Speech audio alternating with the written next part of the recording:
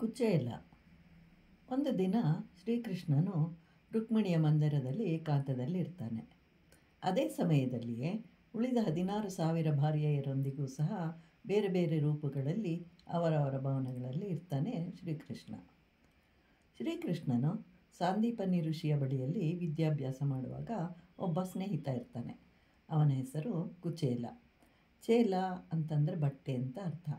ಕು ಅಂದರೆ ಹರಿದು ಹೋದ ಅಂತ ಅರ್ಥ.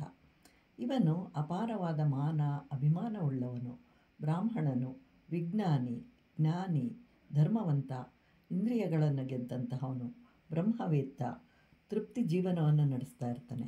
ಇಂತಹವನ ಧರ್ಮಪತ್ನಿಯೂ ಸಹ ಅವನಿಗೆ ಸಹಕಾರವನ್ನು ಕೊಡ್ತಾ ಇರ್ತಾಳೆ. ಆದರೆ ಬಹಳವಾದ ಬಡತನದಿಂದ ಕೂಡಿರ್ತಾರೆ.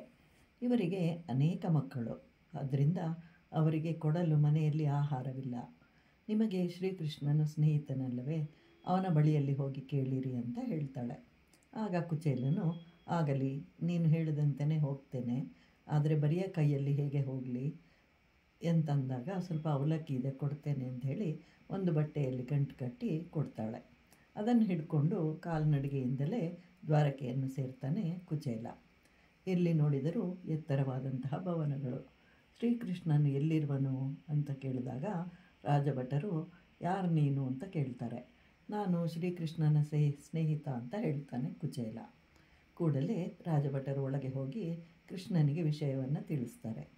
ವಿಷಯ ತಿಳಿದ ಕೂಡಲೇ ಕೃಷ್ಣನು ಕುಳಿತಿದ್ದ ಸ್ಥಳದಿಂದ ಜಿಗಿದು ಓಡಿ ಓಡಿ ಬಂದು ದಯನೀಯ ಸ್ಥಿತಿಯಲ್ಲಿದ್ದಂತಹ ಕುಚೇಲನನ್ನು ಬಾಚಿ ತಬ್ಬಿಕೊಂಡು, ಇಷ್ಟು ವರ್ಷಗಳಿಗೆ ನೆನಪಾಯಿತೆ ಅಂತ ಹೇಳಿ ಆಕ್ಷೇಪಿಸ್ತಾ, ಬಾ ಒಳಗೆ ಬಾ ಅಂಥೇಳಿ ಕೈ ಹಿಡಿದು ಒಳಗಡೆ ಕರ್ಕೊಂಡು ಹೋಗ್ತಾನೆ. ತಾನು ಮತ್ತು ರುಕ್ಮಿಣಿ ಕುಳಿತುಕೊಳ್ತಾ ಇದ್ದಂತಹ ಹಂಸತೋಲಿಕಾ ತಲ್ಪದಲ್ಲಿ ಕೂರಿಸ್ತಾನೆ. ಕುಚೇಲನ ಪಾದಗಳಿಗೆ ರುಕ್ಮಿಣಿಯು ನೀರನ್ನು ಹಾಕ್ತಾಳೆ. ಪರಮಾತ್ಮನು ತೊಳೆದು ನೀರನ್ನು ತಲೆಗೆ ಪ್ರೋಕ್ಷಣೆಯನ್ನು ಮಾಡಿಕೊಳ್ತಾನೆ. ರುಕ್ಮಿಣಿಗೂ ಪ್ರೋಕ್ಷಣೆಯನ್ನು ಮಾಡ್ತಾಳೆ. ಪರಿವಾರದಲ್ಲಿ ಇರುವವರೆಲ್ಲರೂ ಅತ್ಯಂತ ಆಶ್ಚರ್ಯಚಕಿತನಾಗಿ ನೋಡ್ತಾ ಇರ್ತಾರೆ. ನಂತರ ಪಾದಗಳಿಗೆ ಗಂಧವನ್ನು ಹಚ್ತಾನೆ.